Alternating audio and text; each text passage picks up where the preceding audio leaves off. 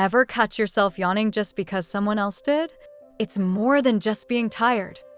Turns out, it's a fascinating brain trick rooted in empathy and social connection. What do you think about that? Scientists believe mirror neurons are responsible, firing both when we act and when we see others act. This neural mirroring strengthens social bonds, making us more attuned to others' emotions and states. So, yawning isn't just about sleepiness. It's about feeling connected to those around you. Interesting, right?